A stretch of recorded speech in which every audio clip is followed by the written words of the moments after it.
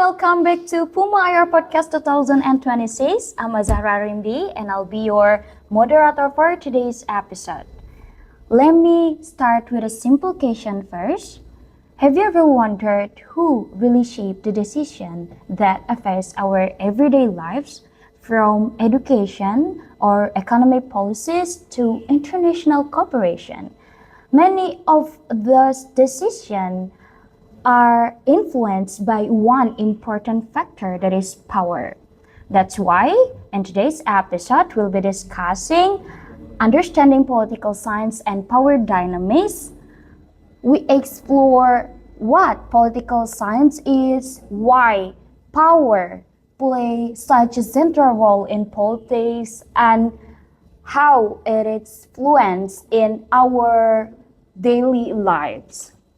And here to help us explore our topic in today's episode, we're delighted to be joined by Dr. Habil Patrick Ziegenhain. Thank you so much, sir, for being here, for having us today. It's a great pleasure. Yeah, this is a really great opportunity also for us to having you here to gain a valuable insight and perspective from you, sir.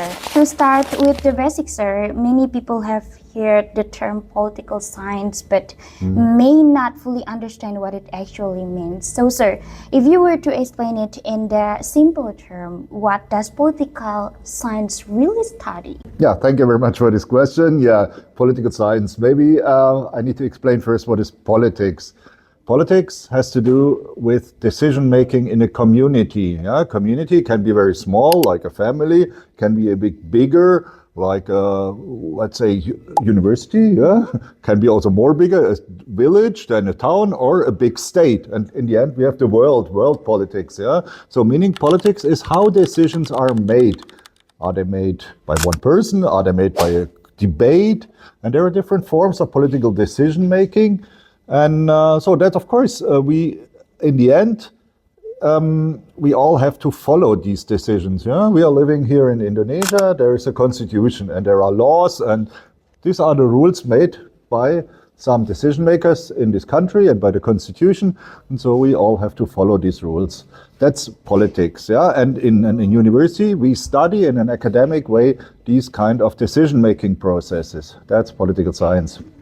All right, that's a really great explanation. Speaking of decision making, sir, and from what you've shared, like I think of decision making can be linked for a power. Can you explain why is power considered the central concept in politics, and why is it so important in understanding political science? I would say it's an important concept, but it's not the decisive concept. Of course, we have these decision-making processes. Yeah, who decides how much taxes we have to pay? Who decides if we are allowed to make a demonstration or not? Who decides that, I don't know, we have to stop if the traffic light is red? Yeah, there must be an authority. So now this person or this body or so on, this person has power. Yeah, so because they are the legitimate authority to make this final decision, and also can give the implementing agencies like police or military, who later enforce these rules, the order to enforce this. So that's why power, it's very important. And this power can be, like in an authoritarian regime, very concentrated in a few figures, meaning one leader. Or in a democracy, it's usually shared among many persons who need the support of the people via elections to get this legitimacy to have the power. Okay, that's a bit abstract. Maybe you can ask me a bit more in concrete case. Yeah. All right. When people hear the word power, they often imagine president, like when you say government or political leader, but in reality, power can be found in many different things. Could you share a simple example of how power operates in our everyday life, perhaps in way that student or ordinary citizen might not even realize in their daily life? Yeah, of course. We all, let's say we work here in the university. There are some rules here in the university. Yeah, what we are allowed to do, what not. This is decided by the power of the rector and the other institutions here at this university. If you leave this university building, then we go outside. We are living in Cikarang. Yeah, Cikarang, there's a local government, there's a bupati, and so on. Meaning like they have also this important. This goes up to the president. Okay, but there are also other powers who influence the decisions, of course, of these politically elected leaders. For example, the public, the general public, or if there is a free media, a free internet community, they can influence, pressure these decision-making takers, or other powers, maybe the military or other important business people. They can influence. They also have power because they can influence the decision-making. They can influence the other people like that, sir. Yes, but somebody has to make the decision. Yeah, there is a process in every community. Understanding power also helps us understand why some policies succeed while others don't, even when they appear to have a good intention, right, sir? So, from your perspective, what are the key factors that determine whether a public policy succeeds or fails?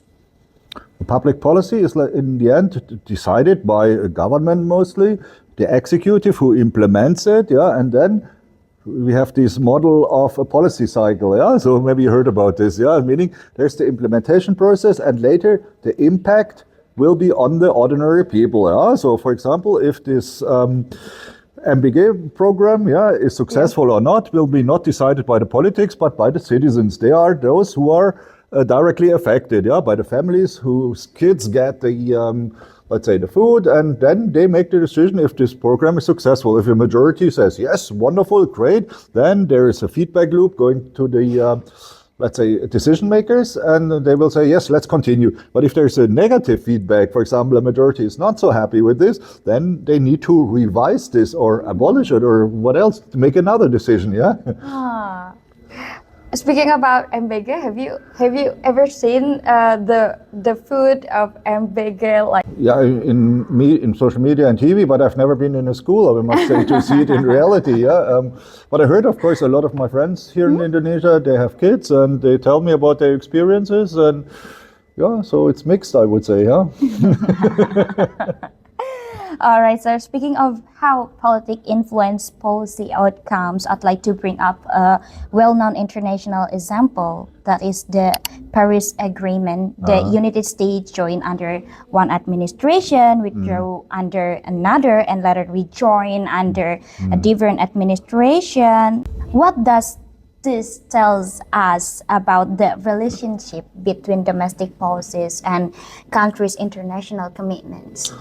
Okay, you talk about the climate change agreement, the Paris Agreement. Where the targets for CO2 emissions and so on are decided upon. Of course, this is international politics. International politics is a level higher because it's quite complicated, even more actors and states, and there is no world government or so, who makes the final decision, but there is let's say hundreds of states, and of course there are big powers and small powers and so on, meaning like there is a sort of competition, and it's a bit more anarchic than, let's say, domestic policies. Okay, now let's come to this. There's an international agreement where some countries have signed, among them the United States of America, and this was the previous government, the Obama government, I think, signed it. But now, of course, the Trump administration does not like it and canceled it. This is a normal process, which happening also could be happening in the domestic sphere. But of course, this has some implications for, let's say, long-term policies, because this is a global policy, the climate change initiative, and must be tackled globally. Domestically, I think it's not very effective. So there should be, at least in theory, the cooperation at the world level. And of course, it's difficult if the world economy power number one, the United States, leaves this climate change agreement. But this is also not completely unusual, I must say, in international politics. All right, sir. So, sir, for students who want to be better understand in politics, about politics, what habits or practice would you recommend? How can they become more informed and develop a deeper understanding of political issues? Especially for IR students. I have. I'm here now in Indonesia for many years already, and I have a lot of students here from Indonesia. And I would say there are two points which I would highlight, how they can get more knowledge and how they can get more information what's going on in the world at the moment. One is, what kind of media do you consume? Yeah, so I would suggest, if I ask my students, they always tell me they get their news from social media, from TikTok and from TikTok, and their Instagram and what else, and their Instagram. friends, what they're posting. I think that's not a systematic way of getting information. It would be better if you also look for traditional media, like for example websites, of course. Or so I would recommend, for example, in the morning in prep, before you when you drink your coffee first in the morning, maybe you check your mobile phone, or if you have a laptop, then look at there what's going on in, for example, take a website of an Indonesian newspaper, for example Kompas or so, and look what they write on their page. Then they see, what's happening in the national parliament, what's happening also in foreign policy, what happened in Palestine, what happened there and there. Reuters, Al Jazeera. And whatever. Yeah, so that's also, and that's the next point. Not only Indonesian media. Okay, the first thing would be, it's already great if you follow Indonesian media, but also Indonesian media has a certain focus on the world, meaning there's not much about Europe, for example, in Indonesian media. It's 95% what's happening domestically. It's also interesting, very important first step. But international relations students also recommend, particularly if you can read English, go to international news. Maybe like BBC News or Washington Post, or I don't know. There are many international news channels where you can get information, and try to read them as well. Maybe start with domestic news. And then in the next step also read some international news. That would be and you must do daily routine, not like only one time per month, check a bit what's going on in the world, but really nearly every day I think if you study international relations, you need to be up to date, So you need to, if somebody asking you, what's going on there in the Middle East, or what's going on in Iran, and so you cannot say, last week I checked this and that. No, what's going on now? Also, if you, as an IR student, if you get a job later working for, I don't know, international organization, they also expect that you are up to date on certain decisions, on important decisions in the world. So that's why I would say get your news properly, first from domestic reliable source, and second also from international. That's it, sir. Nowadays, information is available everywhere, right, sir? But different sources often present the same issue in every different ways. Why is it important to approach political issues from multiple perspectives instead of relying on just one source of point of view? Yeah, I think that's very obvious. Meaning this one source is often biased. Even if imagine you ask your best friend, hey, what's going on in Iran? This person has an opinion, so blah, blah. So, okay, this is one opinion, one perspective, but if you look around, then you get other information, other perspective. And so it's important to get this information from various angles to build your own opinion. Of course, there are contrasting opinions, and sometimes the truth is not always like black or white. Sometimes it's somewhere in the middle, and that's also difficult. Also, you have to, to make clear that not always that things are sometimes complicated and have historic root and cannot explained in one sentence. So meaning the Middle East conflict or so, it takes a long, I wouldn't say make a statement in one sentence about this. It has a long background, long history, and the more information you have, the more well qualified is your opinion. The more information, the more qualified is your opinion, the better is your opinion. So meaning you have various aspects. Of course, you can say this and that, but I still come to the conclusion this and this. But first, you need to have the information. Take a note, students. Okay, that's all, sir. Thank you so much for sharing a very valuable insight with us today. It has been a truly engaging discussion, right, thank everyone? You as well. And I hope our audience now has a clearer understanding of what political science and why it's matter in our everyday lives. And to everyone watching and listening this PUMA IR podcast, thank you for joining us on this episode of the PUMA IR Podcast 2026. We hope today's conversation has given you a new perspective and inspired you to think more critically about political science and power in society. Thank you so much. Thank you very much. Also, great pleasure. It's a really great pleasure also and a great opportunity for us to having you here. Yeah, thank you. Let's do it another time. I'm ready for making another podcast in the near future Sure. again. Yeah, on a current political topic if you want. Yeah. All right, sir. Yeah. I'm Zahra Rimbi, and we'll see you in the next episode. Bye, guys. Bye bye. Thank you, Dadah. sir. Yo.